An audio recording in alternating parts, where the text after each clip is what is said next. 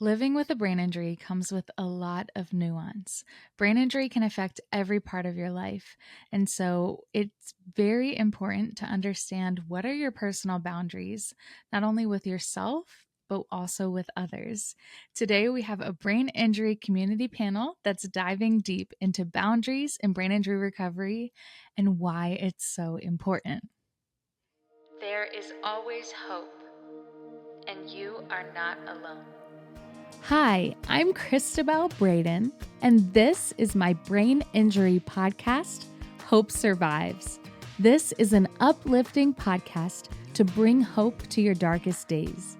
As a survivor of traumatic brain injury and multiple concussions and re-injuries, I know what it's like to struggle to find hope. I don't want anyone to feel as alone as I did, and that's why over 10 years ago, I started an online community called Hope After Head Injury, which has now launched into a nonprofit organization called Hope Survives. Hope Survives envisions a world in which every survivor of brain injury and every member of their family are seen, loved, heard, valued, supported, uplifted, and never alone. This podcast is an extension of that, and I'd love to invite you to join along as we explore the realities of life with brain injury, with messages of encouragement, interviews with doctors and professionals, and survivor and family stories. No matter where you're at on your journey, there is always hope. With a little hope, you can make it through today. With a little faith, someday you'll get through the pain. Just a little love is enough to light the way through your darkest night. Hope survives. A little faith, a little love. Hope survives. Hey friends, welcome back to Hope Survives podcast. Today we have our next community panel on boundaries in brain injury recovery. We've got three excellent panelists: Chaandani Khan from Return to Life, we have Alfinie Mayes, and we have Farook Outhmani. This conversation is honestly, it blew my mind a little bit. I loved talking with them because they brought up some things about boundaries in perspectives that I had not even considered before. And so I know that you're really going to enjoy hearing from our panelists in this conversation. It's been so much fun doing these panels throughout this year. And it's been so incredible getting to hear so many different perspectives from different brain injury experiences, because we all know that every brain injury is different. So every person who's gone through brain injury will have a different experience. We talked a little bit about boundaries in our previous episode back on 116 when I shared some of my personal experience on care, support, and boundaries, and we had a spotlight from Dr. Jeremy Schmo. We want to thank Dr. Schmo and the Functional Neurology Center for being the sponsors of Hope Survives podcast. Their personalized neuro recovery programs offer hope for those suffering from brain injuries, dysautonomia, vestibular, chronic pain, stroke, movement dysfunction, developmental disorders, PPPD, FND, and complex post-concussion. Thank you to the Functional Neurology Center for being a sponsor, and you can find out more about them at thefnc.com. It's so wonderful how the brain injury community comes together, and it has been such a joy to see that at Hope Survives so far this year. I'm also very excited to share about some upcoming programs that we have going on. If you didn't know, we have an on-demand series available right now with Dr. Jeremy Schmo, Rewiring Hope, that you can watch all the videos at your own pace. We also have a workshop coming up with Taryn Barlow, who's been on this podcast a couple times before, on improving brain energy, calling it the Daily Picnic, Don't Invite the Ants.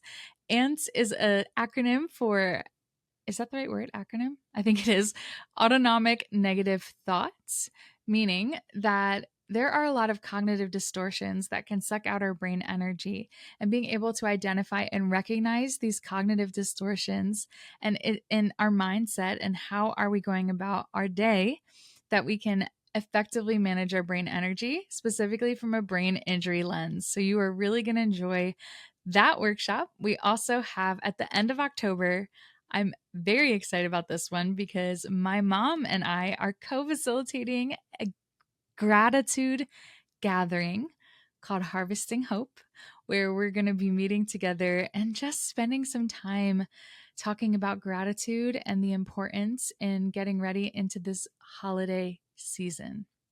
We've got a nervous system workshop with Natasha Welch in November, another art workshop for painting, for brain injury friendly painting that will be done via Zoom.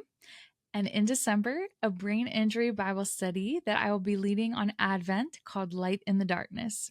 If any of this sounds interesting to you, or if you'd like to get involved in our monthly support groups, you can find all of the information at hopesurvives.org. It is truly a joy to be able to come together as the brain injury community.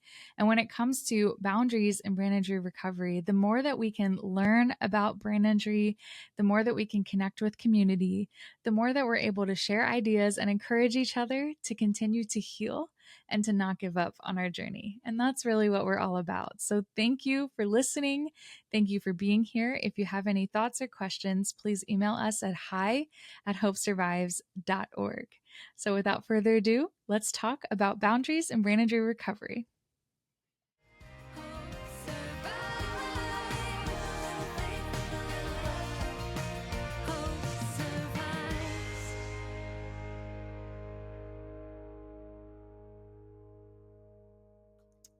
Welcome back to our Brain Injury Community Panel Series. I am so thrilled to be joined by three incredible brain injury warriors. So, we're going to start out by just some introductions. You can share a bit about your journey through brain injury before we get into today's topic, which is boundaries in brain injury recovery. So, to start out, Chaandani, would you go first? I would love to. Thank you so much for having me on and all of us on. My journey started 6 years ago. I was in a car accident and I sustained a concussion brain injury. And that was the beginning for me of really learning the complexity that concussion can bring and can create. So I like to give a little bit of a background on my old self to be able to kind of describe what happened with that injury and how it changed my life. So, my old self, I used to work in the events industry. I worked about 50 to 70 hours a week. I was traveling often. I had hobbies. I had volunteer commitments. I was also very social and I was living a very fulsome life existence. And so I went from living that way, being in a car accident, and then all of a sudden becoming a person who genuinely couldn't remember how to make a sandwich. I couldn't leave the house reliably with two shoes on my feet. I'd leave, I'd look down, I'd see one shoe, one sock, and then I would just cry, relentlessly cry because I knew something was wrong, but I didn't know what the problem was. And, as you can imagine, with those types of issues, those weren't the only things I faced. Really, cognitive deficits plagued every single part of my life. And I very much was living a 180 from how I always knew myself to be. And so that was the beginning of me really learning firsthand, just again, how complex concussion can be, how much it can actually derail your entire life as well. And I'll leave it there for now, just like a little intro. But that is how my journey of brain injury started off. Thank you so much for sharing. And I'm so glad that we got connected through this. I'm sorry that that happened to you, but Mhm. you're such an amazing example of perseverance and continuing to find new paths after brain injury, which isn't always easy to do. So thank you for being here and for sharing that. Thank you. So, all right, Alfinie, you are up next. Would you like to share a bit of your journey? Yes, hi, I'm Alfinie. Thank you once again for having me. My injury started also about 6 years ago, 2019. I woke up to a full-blown acute stroke, paralyzed me totally from my left side. My entire left side was total paralyzed. I thought I was talking, but apparently I wasn't making words. My daughter did get me to the hospital. And because of medical doctors. They were able to get me immediately into acute rehab where they assist with helping me get moving and rebuilding. They said the quicker, the less I would lose. So I remained that way, paralyzed on my left side, couldn't walk, couldn't talk for roughly 2 years. But during that time, it was very, very challenging. I too, like Chaandani, I cried a lot. Sometimes I didn't even know why I was crying. But I believe I was crying because as the therapist and things would come in to speak to me, I knew what I wanted to say, but it wasn't coming out. I couldn't get my words. I couldn't gather anything. So I just felt depleted. And that's how my journey started. And I'm here. Thank you, Alfinie. Thank you for sharing. And I'm looking forward to hearing more of your story as well. And what an incredible example of strength and resilience as well. So thank you so much. All right, Farook, you are up next. Welcome back to the panel. This is Farook's second panel with us. We're so glad you're willing to come back. Thank you. I'm glad to be here. Boy, I think my story isn't, I guess, more special than anyone else's, but it's mine. Um, I was attacked, so I was hit in the head repeatedly. I suffered a subarachnoid hemorrhage, so internal bleeding, all the fun stuff. Not so fun experience-wise, but I think it's very fun to talk about boundaries because prior to my injury, I had no problem with, to my knowledge, I had no problem with the emotional stuff. Very direct, very clear, you know exactly how I felt. But I didn't really feel that much. So on the other side of the injury, I was never a crier. Last time I cried, I don't know, at this point, probably a week ago. Since the injury, I've found myself more empathetic, more easy for me to feel what other people feel and for me to feel what the moment is actually creating. I realized maybe the first week or two after the injury, I tried to watch Good Will Hunting and I cried for like a good 15 minutes. Rough. So I guess with that, I'll just say that I'm excited to talk about this topic because that's what I felt like most of my journey was. Of course, I had to deal with court. Of course, I had to recover. But a lot of it was managing emotions I didn't know, for lack of better words, I didn't know men could have. Well, Thank you so much for sharing, Farouk. And thank you for your vulnerability and empathy in sharing that part of your journey. So, all three of you are volunteers with Hope Survives, and we're so grateful as we're getting started. Chaandani is part of our Hope Ambassadors, Farouk's on our Brain Injury Advisory Council, and Alfinie's on our prayer team. And I'm so thankful for all of you and your willingness to share your story. Yes, absolutely. And I want to say unto Farouk, you're absolutely correct because one of the things that I was going to share was that what I learned through my experience was because I was paralyzed, I got to experience those that were completely paralyzed, unable to move, walk, do anything. But that's their life. And they're bound there now, yes. and even though I'm recovered, my empathy level is so much greater now for individuals. I always had an empathy for individuals, but it's so much huger now than it was before. That gave me goosebumps hearing you, both of you share actually, um, Yeah. along the lines of empathy, along the lines of like loss. And I just wanted to also say that I really, really relate with that point around Um, empathy. When I have heard or seen stories of people who have been in a car accident and had a brain injury, mhm. comparison is not great, but I think it's kind of like a human thing. Yeah. And Yes. same, like I just feel like the deepest level of empathy, and I feel grateful, and I feel I've had to work through a whole lot of emotions related to that because I'm not 100% now, but comparatively to the past 6 years, I'm doing better. Whereas for others, they don't necessarily get that opportunity. So Right. that's deeply humbling. Yes, it Mhm. is. Thank you guys for sharing. I'm excited for how this conversation is going to continue to go. So, all right, let's talk about boundaries. So, let's start with Chaandani and we'll go through what does setting healthy boundaries in brain injury recovery mean to you? Man, let me start off by saying that throughout my journey, probably like the first like year and a half, 2 years, I didn't have the cognitive wherewithal to be thinking through things like this. I just was in survival space and I was just trying to get through an hour, trying to get through a day, trying to get through a week. But I've since been able to look back on that, the period really honestly of 6 years for me. And I often refer to it as like being thrust into boundaries 101 by having a brain injury. It's like into this intro course. And, unless you're a person who grew up in a home where you're taught boundaries and you're taught how to respect yours and how to put them out there respectfully to others, um, you know, I thought that I was. But when I had this experience and realized how many boundaries I would have to draw so that I could just focus on my survival, my mind was blown.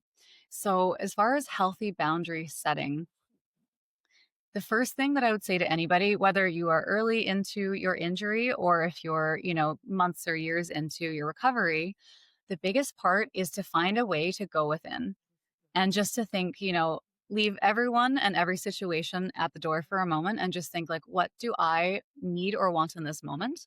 That's part one. Part two is finding a way to express that to others, to express your needs. And here's the thing, in the space of brain injury, my opinion when it comes to boundary is that, of course, in an ideal world, you'd be compassionate and empathetic and polite in all interactions. Sometimes that's not necessarily an option. So really just continuing to know that your needs do have to come first is really important. And hopefully that doesn't sound too cutthroat. I think people who have lived it will instantly know, whereas someone listening who hasn't experienced it, they might not quite pick that piece up of what I'm sharing. Um, I would like to pass the floor on to hear from others on that as well. It's a really really important skill that you are required to learn when you have a brain injury and you're in recovery. Thank you so much for that insight. And we'll dive deeper into it as we go on today. But I really appreciate the reminder that it's important to do, even though maybe it sounds a little, I don't know, you use the word cutthroat. I think cutthroat or extreme it can sound, but for our own health, sometimes it's needed, right?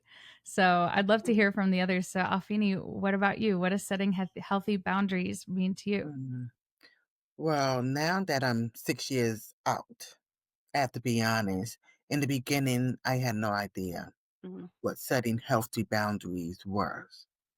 So to come on here and say that I knew that right off the beginning, that would be untruthful because when everything took place, I didn't even know at the time that I had experienced a brain injury. And as time went along, because they just thrust me into recovery to try to get better and heal, no one ever said or mentioned to me that it was a brain injury and what I was experiencing. So for me, when I look at setting healthy boundaries, it's compiling everything that I went through and now understanding what I was experiencing. How do I take all of that was in that bubble and just take a minute to breathe? Because at that time, I wasn't able to breathe because I was filled with a lot of emotion Mhm. and anxiety because trying to think and I couldn't. For me, my brain wasn't functioning like it is now. It wasn't functioning at the capacity where it was when I was in college. I relate it back to, I share this often. My brain, I had a blackboard in my brain. That blackboard was gone. So every time someone would ask me a question, I would cry because I was fighting to get the words. I was fighting to express myself and didn't know how to. So now I could say I understand about the healthy boundaries. Healthy boundaries mean it's okay for me to feel what I was feeling and take a breather, take a step back and exhale. So to allow the healing to begin to take place. but I didn't know that in the beginning. So it took some time, and that's what I have. That's such a great perspective. Thank you so much for sharing. All right, Farook, how about you? What does setting healthy boundaries in brain injury recovery mean to you? I feel so activated just from listening. I'd say first for me to ground why it was so important for me, I just want to spend a quick second explaining my experience. Because for me, I would agree. I definitely thought how I thought in college. No mistake about it. I'd say graduate level, I could read for 2 hours. I could listen to audiobooks in the car. That's my jam right there. And then after this injury, trying to read one sheet of mail, whatever it is, bank statement, I got such Yeah, a bad headache. It felt like confrontation, difficult conversations, connecting with someone after we have a disagreement that really felt impossible because it tired me out. So it was rough because for me, and I won't spend more time on this, there'll be another time. I was attacked, but I was manipulated and then stalked afterwards. So for me to figure out what was wrong, to make a firm decision, like what is it that I need to do in this situation and other relationships? I didn't get answers on those, but people made decisions for me medically. It really confused me about where my boundaries were and what I was capable of. So a lot of reading, and by reading, I mean audiobooks. I'm all about accommodations. So when I find a book, I'll let you know. But it indicated that boundaries, at least for me, I would say boundaries are self-love, and it's about being a bouncer, like a security guard. yeah, You're only responsible for yourself. You can have a responsibility to others. So not responsible for their feelings, but you're responsible. It's an agreement thing. So I'll leave it there. I'm sure I'll be able to say something useful about that. Thank you, Farouk. I love that. We're going to talk about kind of multiple sides of boundaries, setting boundaries with yourself in recovery and setting boundaries with other people. So I want to start the conversation with yourself, kind of going off what you just said, Farouk. I want to start with these self boundaries in brain injury recovery. So, how have you learned to set boundaries with yourself? For example, recognizing your personal limits or needs post injury or making brain healthy choices. So, Farouk, I'd love to just start with you there and continue hearing from you how you've learned to do this. I have thought about it in that way. So responsibility to others, responsibility for yourself. We have brain injuries, but you don't have a broken brain. You have a new brain. And it's kind of like a new person with their own problems. I myself love to read, but Farouk with a new brain has a limit. And after that limit, it turns into a headache and possibly nausea and dizziness. And it's like getting a hangover from trying to read. It's crazy. But that's the person I'm responsible for. And if I were his parent or well, I wouldn't even say best friend because it doesn't work that way. But if I was his parent, I would set limits to make sure that I'm not overtaxing myself. I was used to moonlighting, working a couple of different jobs and freelancing.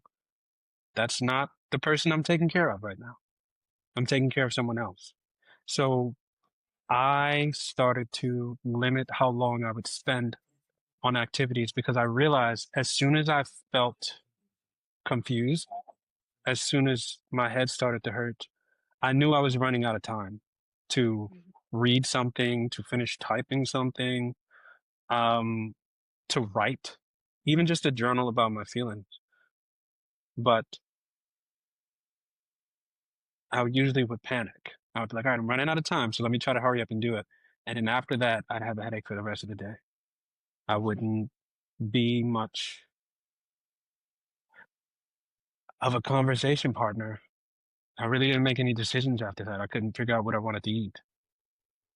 So for me, this started with realizing when um, symptoms started to arrive, because it's not always the same time every day.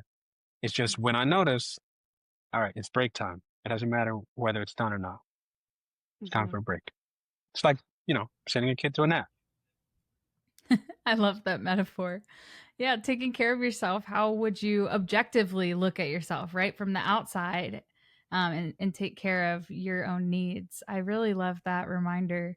So, all right, Alfini, how about you? How have you learned to set boundaries with yourself? Well, I really had to set boundaries. Like Farook, I was a juggler. I was in school. I was working. I was working over 120 hours a week. On top of that, I was traveling up and down the road 3 and 4 times a year, back and forth to South Carolina and Atlanta, visit my parents. So when this happened, I literally had just got back from down south. I literally had just got back from celebrating my 50th birthday. And my body said, okay, enough. Wham. So I had to learn. You had to learn to take a step back. I can't be everywhere for everybody. I can't do everything. It's okay to say, you know what? I need a moment. I need a minute to exhale, to breathe, or even just to regroup. I'm so grateful now that I've learned that it's okay to say, you know what? I need to take a day or two just to regroup, just so my brain can relax, because there's a lot of information going on throughout the days. And we're constantly taking in, taking in, taking in, taking in. And our brain is just going. And for me, I had to take that moment to say, you know what? I don't want to go back to where I was. I don't want to relive having another stroke. So what am I going to do? So I had to set a limit and a boundary for myself. Even when it came to the phone, I would answer my phone all the time. Now I understand, silence your phone or turn it off. I understand why now, because I have to do that for myself so that I can remain healthy, so that when I need to do what needs to be done, I'm able to function. Because without the limitation for myself, I'll probably be a mess. So that works for me. Thank you so much for sharing, Alfini. I love that reminder that we have to learn how to set those boundaries for ourselves. And I like to turn off your phone. That's not an easy one to do, especially like, feeling obligated in different ways, but really taking that time. That's really wonderful. Thanks for sharing. All right, Chaandani, how about you? How have you learned to set boundaries with yourself? So, yeah, this is such a rich topic. I'm so glad that we're all coming together to discuss this and to put it in front of people. People with an injury, people without an injury, people who are supporting others who have been injured. For me, for most of my life, I would have raised my hand and self-labeled as a high achiever and a type A and someone who was relentless. And if I wanted to do something, I would do whatever it took to get it, to be it, to learn it. So, what I discovered in my journey is that coming into an injury like this, that totally just pulled the rug out from under my feet in every part of my life, I had to find a way to mentally grapple with having that way of operating. But then all of a sudden being in a brain and body, kind of like Farouk was saying, like, this is my current self. I refer to it as current, like old self, current self, new self. So being in the current self, the very injured self, I had to try to find a way to reckon internally to be okay with all of a sudden being someone who had to create boundaries. And so for me, and potentially others who relate with what I'm saying, this was the biggest part. And honestly, I fought it internally, angrily for about a year and a half. I mean, I just was so upset that I even would be in a position where I couldn't. And I always used to describe myself as someone, again, who could just get it done, just do it, Don't know it, I'll learn it. But then actually hitting a wall of I can't was extraordinarily humbling and very eye opening for me. So the first part for me in means of setting boundaries was really just kind of working through that mental space, because I had to find some level of acceptance in order to be able to start to be like, what is a boundary? Let me really embrace the strategy of pacing, right? Let me understand what cognitive load is and how it impacts my day. So once I wouldn't say that I fully accepted it, to be very honest, but I accepted it enough to start bringing in strategies that would just help me overall. And I know that it made a difference for me. Um, when I think about the concept, so I've always been very extroverted and social, and my previous work life, my personal life, like just people bring me energy and environments bring me energy. But since my brain injury and since having such massive, it was a total life derailment, really, honestly. Since going through that, I've learned to embrace the concept of downtime, what I call downtime. So taking time just to myself, taking time, like Alfinie was saying, like away from my phone, and it's something that honestly, being that I was the way I'm describing before, it was extraordinarily emotionally painful to not just like rip away from that sense of self, but also to have to learn a new way of doing things that I didn't like. But I'm happy to say that at this point in time, I love my downtime. And it's like in my calendar, it's calendared every single day. I've got downtime where I'm not accountable to anyone, to anything. And that is just my act of rest, my other strategy that I employ often. So it's like the others have shared, it's been a path getting to where we all are right now. But when you're able to find ways that work for you, I think that people will find their journey becomes a little bit easier in some, at least some small noticeable ways. Thank you so much for sharing that.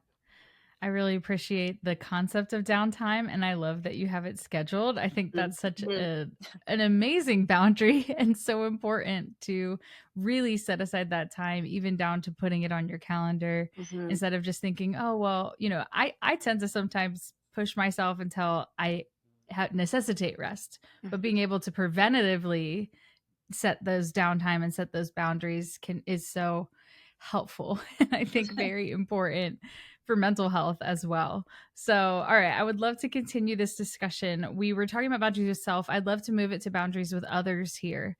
So, how have you learned to set boundaries with others? For example, communicating your needs, learning to say no when symptoms flare up, and things like that. So, Alfinie, would you go first? I knew you were coming to me. How'd you know that? Woo! I don't know, but I You knew. felt it. Ooh, because I've never been the no person. I had to learn that. And that is one of the things that I will say that I acquired through this injury, was learning how to set the boundary and being okay with saying no. It's okay to say, no, I can't at this moment, because I'm the most valuable person to me. And if I'm not well, I don't want to bleed on you.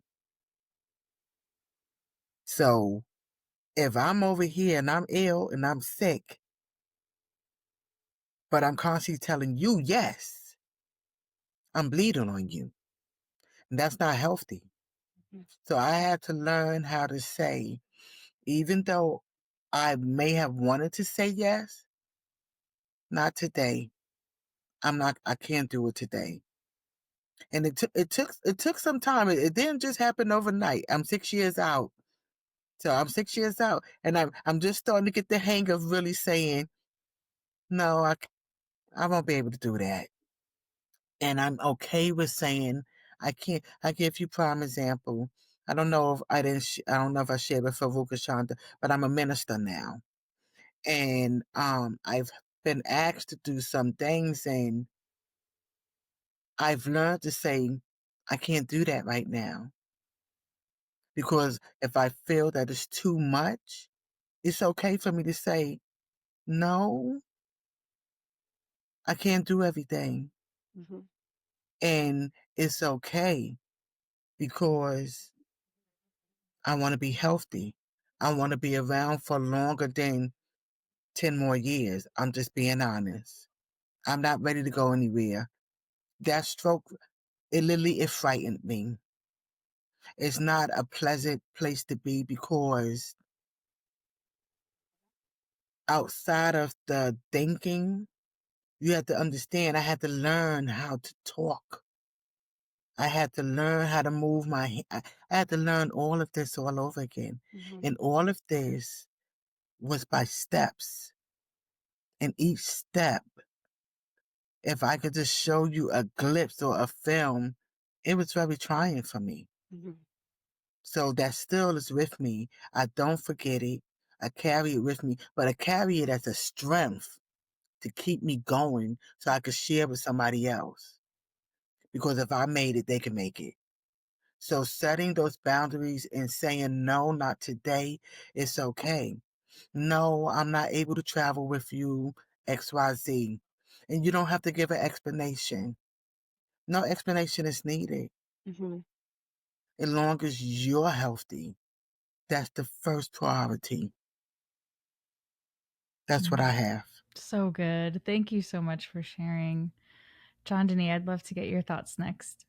Well, that was so beautifully said, Alfinie. I was just like emphatically nodding along while you were sharing. And I think I'll just pick up actually where you left off about no explanation is needed. That is something that that I had to learn and teach myself as well. And Yeah. thanks to this enrollment in Boundaries 101 due to brain injury, that's what took me down. Right? Some snaps for that, please. But I love that. yeah, Boundary 101. I'm going to use that. please do. Yeah, I'm like, I'm kind of giggling with a little bit of dark humor here because I mean that's a whole other can of worms. But sometimes I need to balance myself out that way, right? But to manage things, but fine. It's really about again being okay within yourself about finding first what do I need, what needs to change, what do I need to say no to, but then finding a way within yourself to feel okay with that. And I don't know, to this day I've spoken to a lot of people actually in the brain injury space around the concept of boundaries, and I have yet to hear from someone who put their hand up and said I'm comfortable, it was easy. I don't think it is an easy thing, but so again, everything comes from within. As long as you're okay with it within to a level, you're able to share it outside of yourself. um, and a note on sharing it with others. What I found in my experience, really, when I was really in the weeds and I was so cognitively dysregulated, my language ability was hit in various ways, whether it was verbal or written. I wasn't recognizing faces very well. I didn't know why I was crying for hours on end. I was shaking with anxiety some days, never, don't know how or why or anything. I was in such a state that, like, in the times that I needed to set a boundary, cognitively, I wasn't saying, I need to make this a boundary. I was just like totally in it, whatever I was in, and desperately trying to find ways to be able to express to others what needed to happen for me without thinking of it like that high, that intensely, if that makes sense. So, Yes. yeah. And what I kept on coming up against was this wall of just like, I, even when I say it in my words, it may not translate to someone who's outside of the experience of brain injury. And so I, started finding ways to just say something enough that people would recognize and understand. For example, I have a terrible headache today. Maybe that means, sorry, I can't meet you for a tea today. But just by just offering something that people would understand, just so I could try to express my needs in a different way. I did that for a while until I was able to actually speak, more in depth to what I was going through when I wanted to share it with others. So I think that that's a tip that hopefully helps other people just, find something that somebody outside of you could easily understand. And, I'm not suggesting become a bold-faced liar, not at all.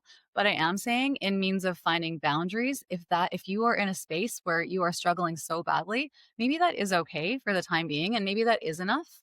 And then you can continue evolving how you can communicate with others. That's so good. I love that tip. And I love that maybe this is okay for now, right? Right where you are. Because I would tend to try and over explain myself when I was trying to like explain something or set a boundary. And then the more they didn't get it, the more frustrated I would become.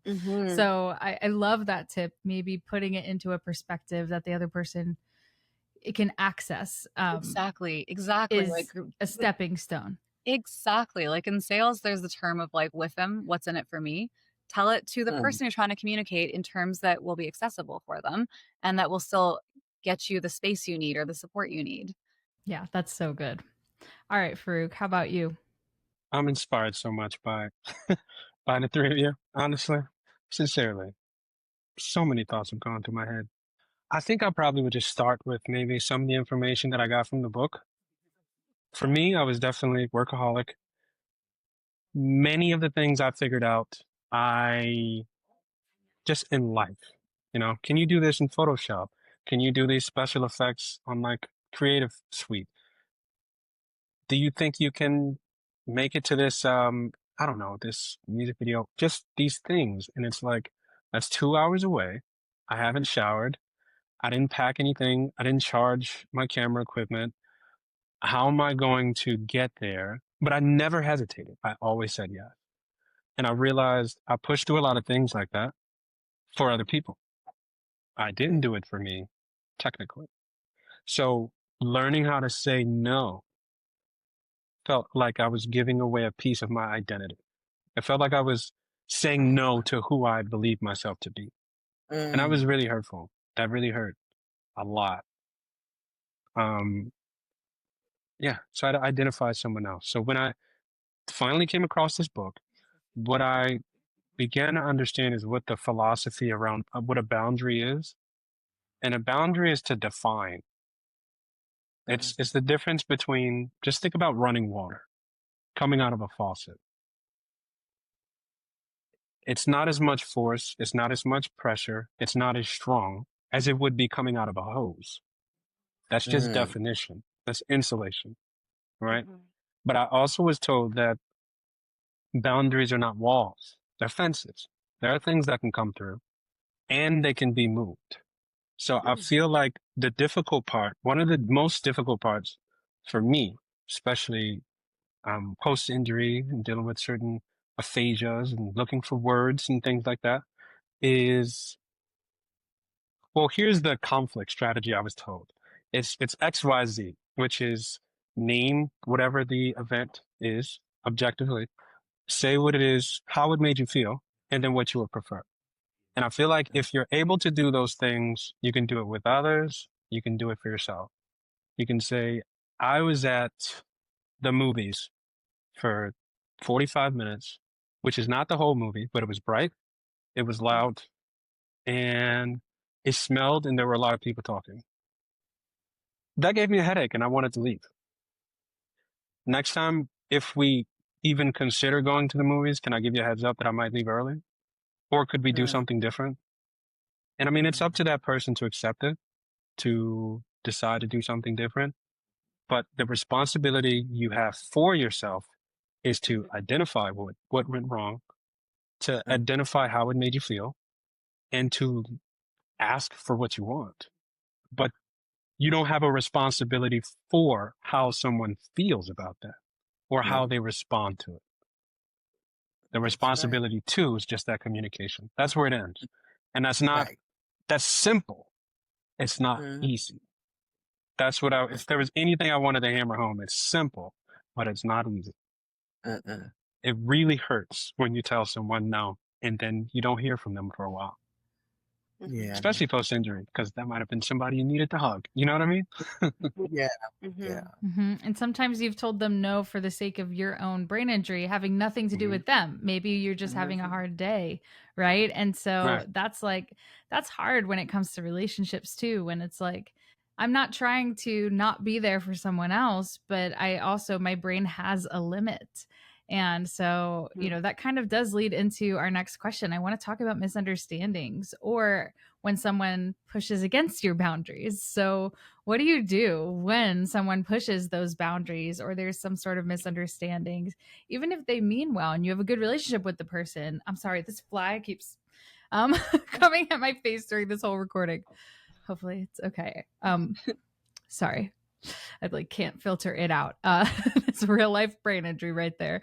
Okay. I would love to go to Chaandani first on this. This is a great question. When there's a misunderstanding or someone pushes your boundaries, even if they mean well, I feel like in my journey, at least in the first few years, I encountered this quite a lot. Generally from people meaning well, I'll say. I guess I can separate into two spaces, and we'll focus on this.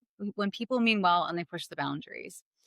So, gosh, if I put myself in the shoes of where I was at the time, experiencing a lot of emotional dysregulation on top of being upset by maybe not feeling understood or validated in the moment, I have had some sort of like messier responses, to be honest, not like clean, beautiful, perfect communication, right? Um, so that's like if I put myself in those shoes, like I can still feel how that feels.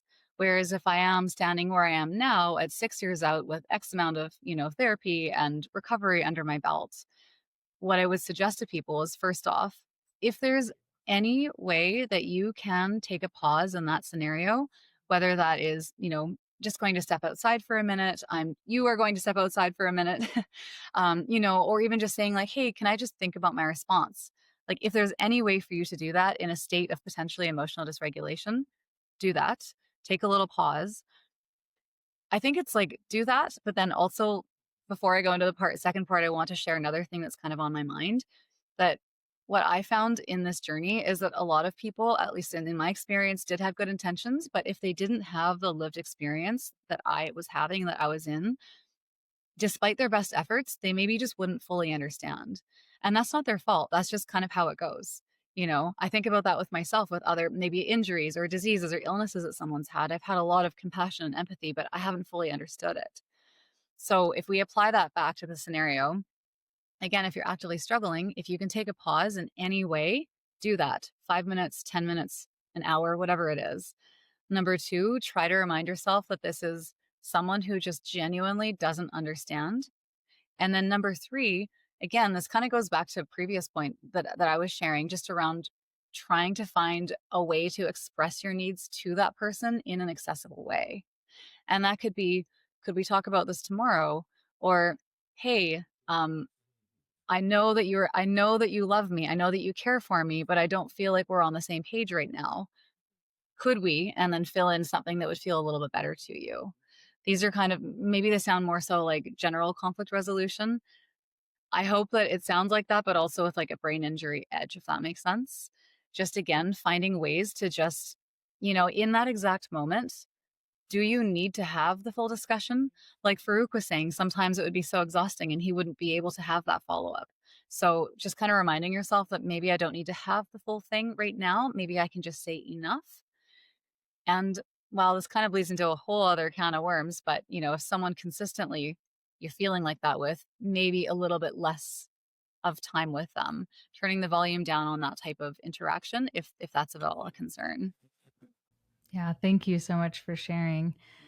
And I think that is, that could be a whole other can of worms. But what we're generally talking about here is healthy relationships or relationships that we want to have in our lives, which we could do a whole other conversation on boundaries with those who are not healthy. But we're talking specifically related to brain injury. So I do think that's a good designation here. All right, Alfinie, how about you? Yes. Wow. For me, as Chaandani was speaking, some things came back to my remembrance in the early stages of my recovery. I've always been that pleasant, quiet, yes person, and it was said to me, "Oh, you're so mean. You were so harsh." I didn't understand it. I didn't see it. I didn't hear it.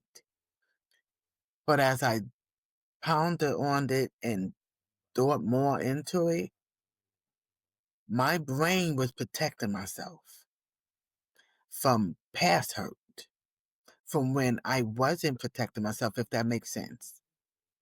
I wasn't protecting myself, at least physically, as I should have, by setting the boundaries for myself, by constantly accepting. So in my no's or I'm not available, they came off in a way that wasn't pleasing to those around me or in my presence. And that was the misunderstanding. So I then had to find myself saying it wasn't meant that way. Don't take it that way. I was just saying XYZ. But then I had to learn how to adequately express myself without offending, even though my brain was feeling attacked. because it was used to being attacked. And I think that's what put me in the position that I was in. So I had to, it was a whole new, as Farook said, that's why I like what you said. I'm going to put it this way. I told someone I died, but I came back. I have the same name, but I'm totally a different person. If that makes sense. I'm Alfinie, but I'm a total different Alfinie. So now we have to learn how to navigate this new Alfinie. Mhm. And that's what I have. Thank you for sharing. All right, Farook, how about you? What do you do when someone pushes your boundaries? Okay. I'm not sure if anyone else has, but I've watched a lot of Bob Ross since my injury. It is probably the most calming thing in the world, right? And I was not one for ever saying something I felt like I had to apologize for. Ever. Mm, mm, I wouldn't say that changed post injury, but I realized looking for the right words is hard without a brain injury. Looking for the right words after a brain injury is just more work. And that doesn't mean that anyone who cares for you, anyone who loves you, is supposed to accept the damage. I wouldn't mm, suggest that at all. But I think it's important that, as for me, as I would say, post injury, new person, as I come to be more aware of myself, my thoughts, my feelings, new person. So for me, all the relationships I have to update with me so that they can have a relationship with this new person and this new person can have a relationship with them. I think that everybody's going to grow mm, or change. So coming from that place, I would not suggest, and I know this sounds pretty funny, but that's cool. I don't mind being the cool big cousin that tells you to curse everyone out. But I would not suggest weighing yourself down, looking for the mm, right words, mm, because as for mentioned, you have a responsibility to the person, not for the person. Now, your responsibility to them could be to deal with them respectfully. But I think deep down, all of us would agree on one thing above all is that the honesty still rises above the level of respect. I never want anyone to be rude with me, but I don't want them to carry resentment because they feel like they can't communicate with me. right, right. I wouldn't want, I don't want that for me. I don't want that for them. So, just for context, for me having a very early attempt at a relationship post injury, I was dating someone who was very upset with me because we'd be texting for a while and then I'd just stop, for about 12 hours or so. I'd be asleep. And she got very upset about me not informing her that I was getting tired. And it's like, it's not that I'm getting tired. I don't get tired. I get overstimulated. And if I happen to be sitting down, I'm going to sleep. I take a lot of meds. That was one of those things where it's like, do I have more responsibility in my communication in this relationship as opposed Mm, to saying, this is what happens. If I right. could change it, I would, you know? Now it's up to you to make a decision because I think that's part of the issue. Not in that relationship, but sometimes when it comes to conflict and boundaries, it's not always about what you say. It's about what you do because you can communicate adequately. And sometimes you just have to do for yourself. Maybe you need a quiet room. So I take a lot of walks for me. Thank you so much for sharing that and for sharing that Yep. example because it is so hard to maintain relationships, right? Through all of Yeah. this and communicating our needs, but sometimes we don't even notice our symptoms at first, right? So it's like double Mhm. layered of learning what we need and then learning how to communicate it. And that's part of it. So I've been so inspired by all of you. Thank you so much for sharing. I'm just really encouraged, and I'm recording this and we're pre-recording it, but I just can't wait to share it. I just think people are going to get so much out of this. So I want to thank you for your time. We do have one final question for each of you. If there's one message of hope surrounding this topic on boundaries, or generally kind of wherever your head is at, that you would like to share with those listening, those who've sustained brain injuries and their families, what would it be? So, Chaandani, how about you go first? My message to anyone who is currently struggling with a brain injury and to their families, caregivers, friends is to just know that there is a path forward for you. Hard stop. Now, that might look different between, person to person, as this can be a very subjective experience, but there is always a path forward. And it's my belief that you can always find small wins, however that looks in your situation. Thank you for sharing. All right, Alfinie, how about you? Yes. And my message to my family, my friends, loved ones, and anyone else that is watching, don't be so hard on yourself. Take the time to exhale, breathe, and just do the work. Because in the long end, you're gonna make it through. And believe me, it is so worth the challenge. You're not gonna always be stuck there. Because like I said, I'm not where I was. I may not be where I thought I was years ago, but I'm so much further than where I started. So take time with yourself. Thank you so much for that. All right, Farook, up to you to bring us home. What's the final message of hope? Like 40 million quotes that I read. Okay, so first, never stop searching for the good that you desire. Never stop searching for the good that you desire. Also, that all great human advancements have been made by someone who had courage that could say, maybe you can't, but I can. And the third thing is to remember that you don't have to be sick to get better. Amen. We don't always know what that looks like. And it's not always the way that we look, or well, the way we think it is.